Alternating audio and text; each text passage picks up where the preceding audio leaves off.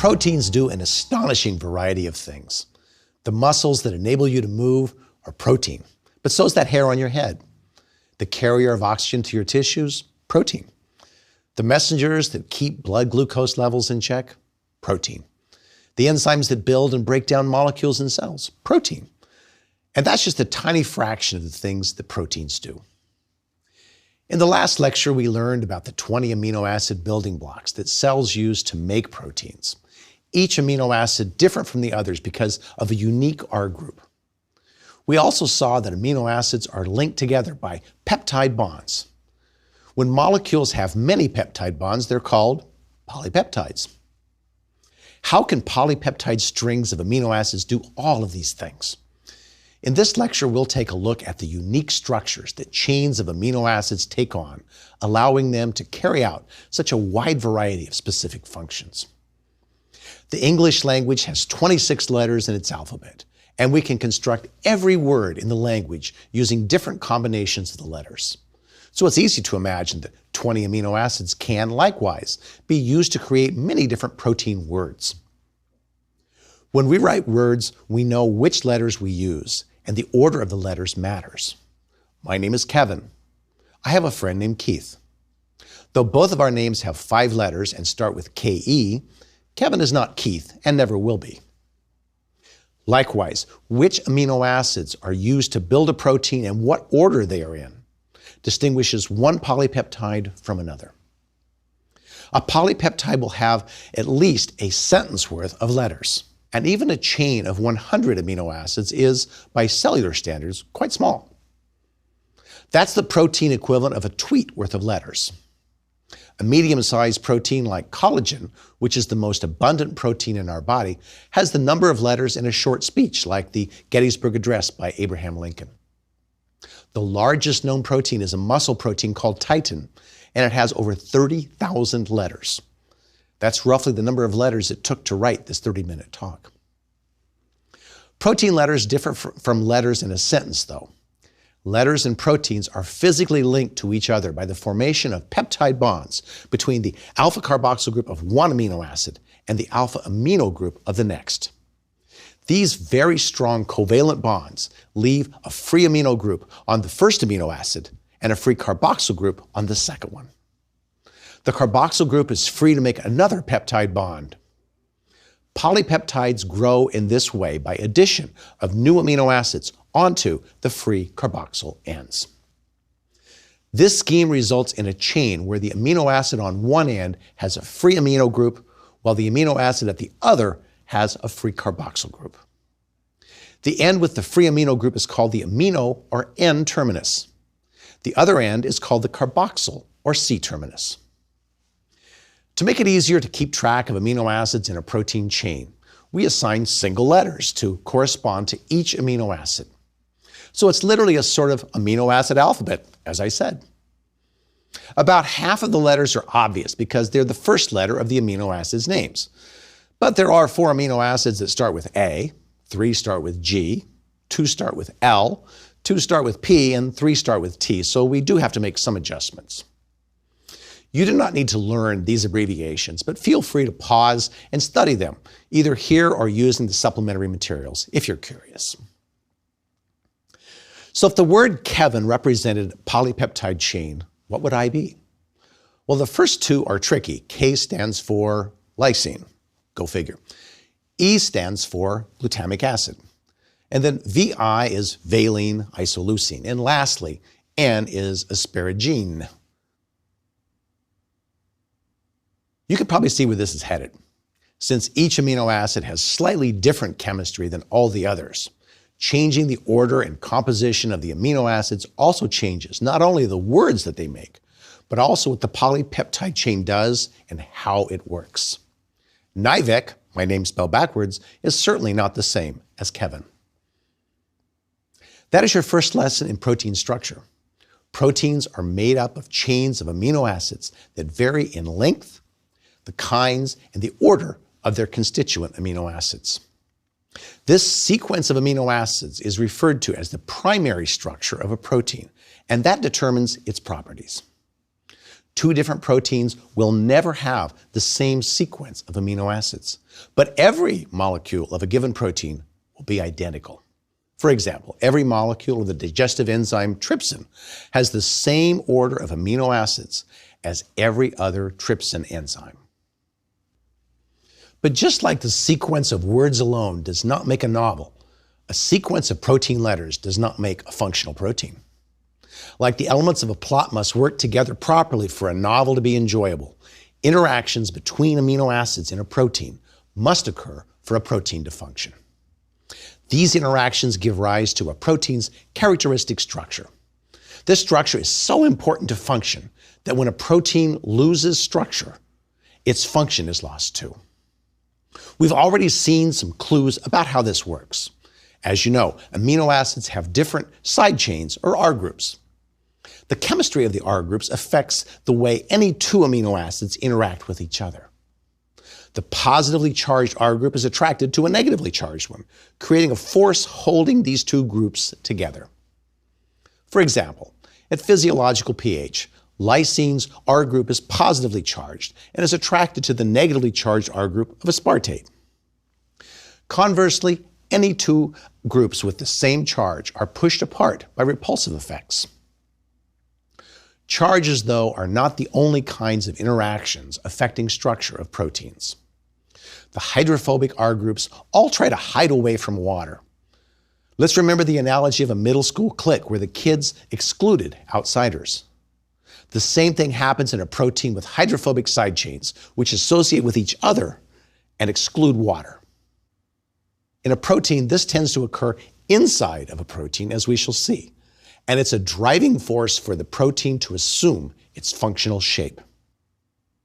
The other amino acids are hydrophilic and are more likely to seek and interact with water because their R groups can form hydrogen bonds.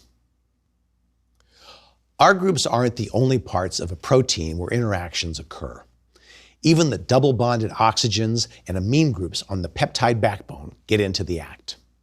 This is why the order and location of the amino acids in a protein are so important. They determine what interactions can occur and ultimately the shape of the protein. So amino acids all by themselves establish the structure of a protein. We give the process of establishing protein structure a name. It's called protein folding. Protein folding is complicated and occurs at multiple levels, depending on how far apart in the primary sequence amino acids are that are interacting. Let's start our discussion of protein folding with interactions between amino acids close in primary sequence. These give rise to what we call secondary structure and occur mostly as hydrogen bonds between atoms in the peptide backbone.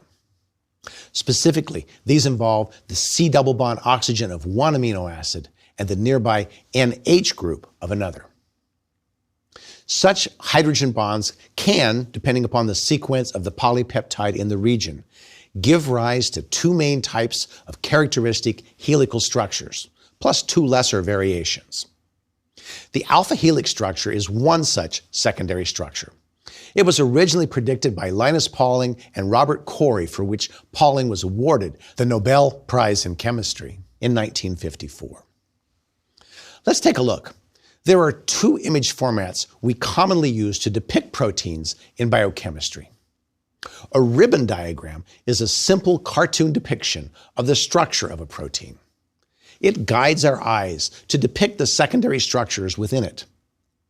In a large structure like a complete protein, ribbons for guiding our eyes are helpful because the enormous collection of atoms looks like a giant tangle, and it is hard to discern the underlying patterns. To help you to see the forces that help stabilize an alpha helix, I've superimposed the individual atoms of the polypeptide's backbone onto a ribbon. The stabilizing forces are shown as dotted lines. Each of these dotted lines is between a hydrogen and oxygen, similar to what we saw between molecules of water. Yes, those are hydrogen bonds. The hydrogens are located on NH groups in the polypeptide backbone, and the oxygens are on the carbons of a C double bonded oxygen group on the backbone for a different amino acid. Pauling's alpha helix is a three-dimensional coil. If we look at it from the top, instead of looking at it from the side, we can see that the R groups are all oriented so as to point away from the central core of the helix. R groups can have a large influence on the stability of a secondary structure. Their size and flexibility influence the type of secondary structure a given sequence assumes. Amino acids with large R groups, such as tryptophan, histidine, or phenylalanine, have spatial limitations. They won't fit into the small spaces like those of glycine or alanine. Proline is the most inflexible amino acid, and its rigidity is also an important consideration. A second structure Pauling predicted is what has been sometimes described as a flattened helix, a 2D pleated structure called a beta strand. It turns out a beta strand readily forms hydrogen bonds with other beta strands to give rise to higher order structures called beta sheets. Alpha helices and beta sheets are the two most common secondary structures, but there are also variants. The alpha helix has 18 amino acids per 5 turns of the helix, which works out to 3.4 amino acids per turn. But there are also variants called the 310 helix and the pi helix with slightly different numbers of amino acids per turn. Both 310 and pi helices only occur over very short stretches of amino acids. Another consideration is the way a helix coils. There are two possibilities, referred to as right and left-handed helices. The easiest way to determine the handedness of a helix is by looking at the direction of the coil moving away from the viewer. Looking end on, a right-handed helix will have coils extending away from the viewer in a clockwise direction. A left-handed helix will coil counterclockwise. This phone cord is left-handed. This staircase is right-handed. In proteins, right-handed helices, that is, rotating clockwise away from you, are far more common. As I noted earlier, the different R groups of the amino acids in a stretch of polypeptide play important roles in determining secondary structures.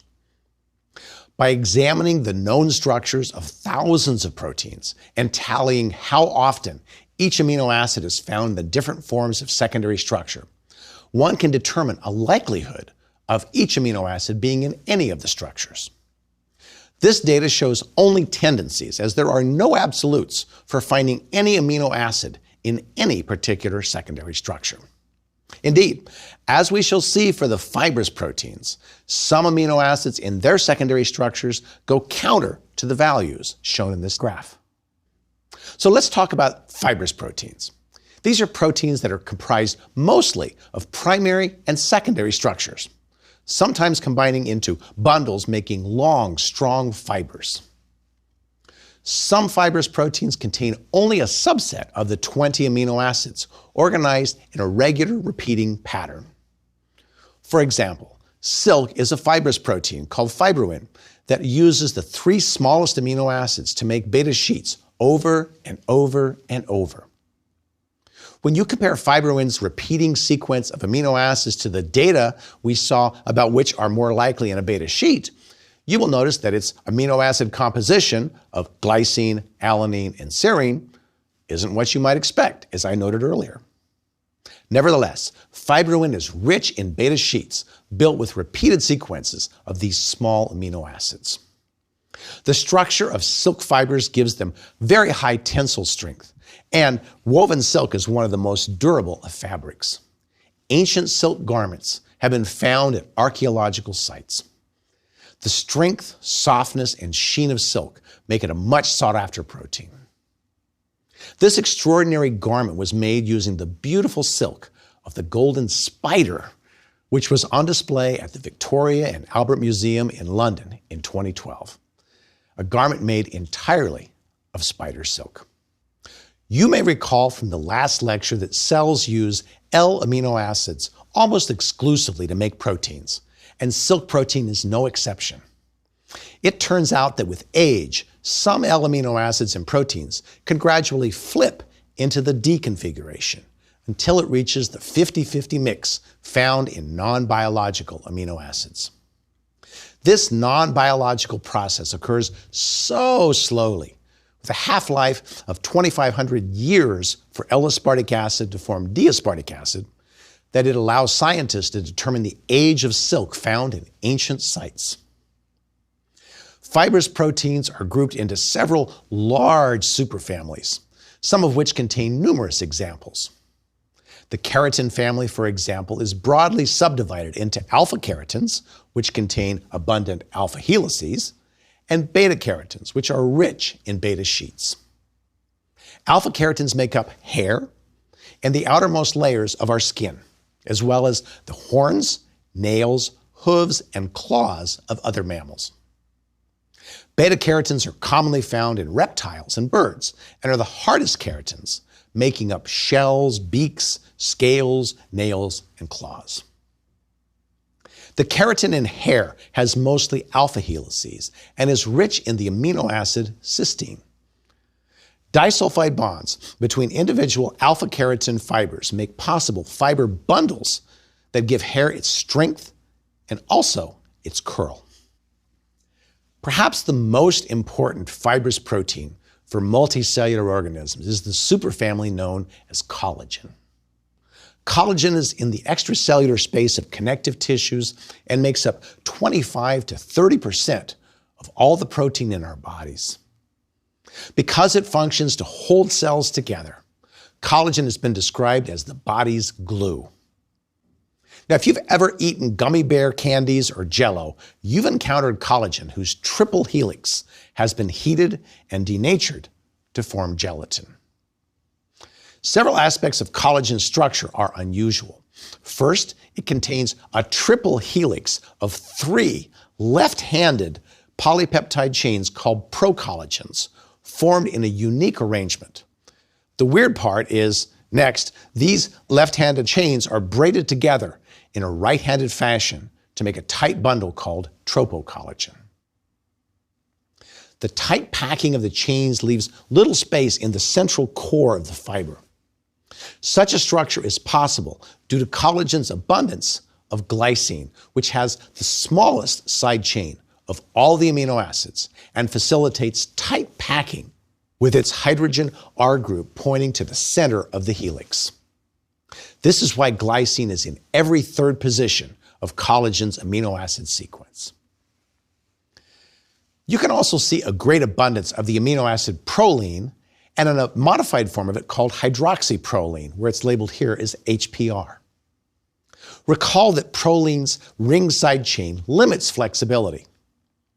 Hydroxyproline is formed when hydroxyl groups are added onto proline rings after collagen is made, and it has the same rigidness as proline. A similar hydroxylation is made to the amino acid lysine in collagen to create hydroxylysine. The hydroxyl adding reactions to lysine and proline both require vitamin C, which is one reason we need vitamin C in our diet. Hydroxylation of proline is important for giving collagen thermal stability at the temperature of the body. As body temperature increases, so too must the amount of hydroxylation. For example, fish are cold-blooded, so they have fewer hydroxyprolines in collagen than we do. The hydroxylysines differ from ordinary lysines in that they react with each other to form covalent bonds, joining different triple helical tropocollagen bundles firmly together. Such bonding has the effect of improving collagen strength considerably. Decreased hydroxylation of lysine and proline, which can happen when there's not enough vitamin C, results in unstable, weakened collagen. This leads to a condition known as scurvy, which was the cause of death for as many as 2 million sailors up until the 18th century, when James Lind, a physician in the Royal Navy, showed that sailors who ate citrus fruit rich in vitamin C did not develop scurvy. It's the reason sailors got the nickname limeys. So the regular repeating secondary structures of collagen and other fibrous proteins are very important. Most proteins are not fibrous, and in these proteins, secondary structures do not extend for long distances as they do in fibrous proteins. Instead, for non-fibrous proteins, secondary structures are local patterns connected by bends and folds between the local secondary structures to create what is called tertiary structure. The most distinguishing structural features of non-fibrous proteins are called turns, of which the most common is known as the beta turn. A beta turn essentially reverses the direction of a polypeptide chain when drawn in 2 dimensions. Common amino acids found in beta turns are proline and glycine. Such a turn is stabilized by, you probably guessed it, a hydrogen bond. Interruptions like turns lead to a more complex 3-dimensional structure than a simple alpha helix or beta sheet. Another non-repeating feature of polypeptide chains is the random coil. Random coils are short, random-looking stretches of a polypeptide. Like turns, random coils interrupt repeating secondary structures and allow the polypeptide chain to, again, fold on itself. Bends and random coils provide enormous diversity for the shapes and structures of folded proteins, all of which started out as an amino acid chain. It is this diversity of form that allows proteins to perform their very specific functions. You can see thousands of known protein structures in the online Protein Data Bank, also called PDB. Proteins that fold into tertiary structures are called globular proteins, and they are the most abundant proteins in cells. For a tertiary structure to exist, there must be forces to stabilize it. In contrast to what we saw with secondary structure, where the stabilizing forces were hydrogen bonds, tertiary structures are stabilized by several different forces. Most of these are not covalent bonds, but rather weaker interactions between amino acids in a protein sequence. Let's take a look. Like secondary structure, hydrogen bonds form and help hold the structure together. Almost as strong as covalent bonds, ionic bonds between positively charged R group of one amino acid and the negatively charged R group of another are stabilizing forces. Most distinctive, hydrophobic interactions are major considerations in tertiary structure of most globular proteins. Hydrophobic side chains of molecules tend to associate with each other and to exclude water, as we have seen. As a result, in an aqueous cellular environment, polypeptides tend to fold so that the hydrophobic amino acids are buried in the interior of a globular protein. This allows their water-fearing R groups to cluster together and avoid water. The tendency of hydrophobic amino acids to behave this way is called the hydrophobic effect, and it plays a very important role in protein structure. Conversely, the amino acids with hydrophilic R groups tend to orient on the outer surface of a protein where they can interact with water. Many proteins also contain metal ions. A single metal ion can interact with the R groups of multiple amino acids by what is called coordination. Metal coordination most commonly involves the R group nitrogens of histidines, the sulfurs of cysteines, or the carboxyl groups of aspartates. The most common metals found in proteins are iron, zinc, and copper. Iron exists in numerous forms in cells. In its role as an electron carrier, it is commonly complexed with sulfur atoms and sulfur in the side chains of cysteine. Finally, a significant stabilizer of tertiary structure is the covalent disulfide bond. As you learned in the lecture on amino acids, the side chains of cysteines contain SH groups, which can give up their hydrogen and form a disulfide bond with a partner S from another cysteine that has lost its hydrogen. When cysteines in different parts of a polypeptide are brought together, as can happen during the folding process, disulfide bonds can form readily. Cysteine has the only side chain commonly forming these strong covalent bonds. So why do we care about forces stabilizing tertiary structure? The answer is that a protein's function depends on its structure. If a protein loses its 3D structure and undergoes what in biochemical terms is called denaturation, its structure is changed and its function is lost. That's what happens when we cook things. Proteins get denatured because the heat overcomes the forces stabilizing 3D structure. Forces that help a protein to maintain its structure are therefore pretty important. Let us zoom in on tertiary structure a bit to understand related structures, sometimes called supersecondary structures. Human cells can make about 20,000 distinct proteins, but there are many variations on that core group, allowing us to make well over 100,000 different forms. The vast majority of cellular proteins are globular, folded proteins. Each protein has a unique amino acid sequence and therefore a unique 3D structure. But that is not to suggest there are not commonalities among proteins. The hundreds or thousands of different models of cars sold around the world share common features like tires, engines, and doors. Similarly, proteins often have structural subassemblies or domains that carry out functions common to different proteins. For example, the protein in our blood called albumin has 3 main domains. A protein domain is a region of typically 50 to 250 amino acids, usually contiguous, that can fold independently into a functional unit within a larger protein. Let's consider a protein domain known as EF hands. The function of an EF hand domain is to bind calcium, and it appears in many proteins binding calcium. Binding calcium requires a precisely organized set of amino acid side chains whose arrangement in 3D space optimizes holding on to the calcium ion. This is a calcium binding motif. A motif is a substructure of a domain that performs the function of the domain. For the EF hands domain, the calcium binding motif performs the domain's function of binding calcium. In general, a motif is a substructure within a domain, while a domain is the larger surrounding protein structure supporting the motif. Finally, there's one more level of protein structure for us to consider. The structures are more complex, but the idea is pretty simple. Proteins that are made up of more than one polypeptide are said to have quaternary structure. Hemoglobin, for example, has 4 folded polypeptides that associate with each other to form the functional protein.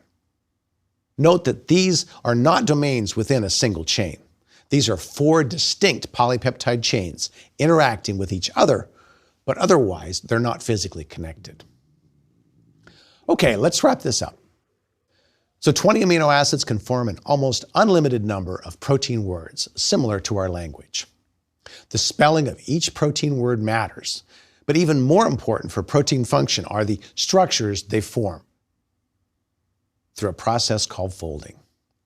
Secondary structures like helices and beta sheets arise through interactions between atoms in the polypeptide backbone. Tertiary structure comes about by the folding of polypeptide chains into a more complex and compact globular form. The final level of protein structure is quaternary structure. Only proteins composed of multiple subunits have quaternary structure, which is defined by the interactions among the individual folded polypeptides. But quaternary structure can help regulate the activity of proteins, as we will see in numerous examples through the rest of this series. The 20 Wi amino A's define a protein many ways. Their order in a peptide chain determines forms that proteins gain. And when they coil, it leaves me merry, because that makes structures secondary. It's tertiary, I am told, that happens when a protein folds. And if the chain's not solitary, they have a structure, quaternary. They're nature's wonders, that's for sure, creating problems as well as cures.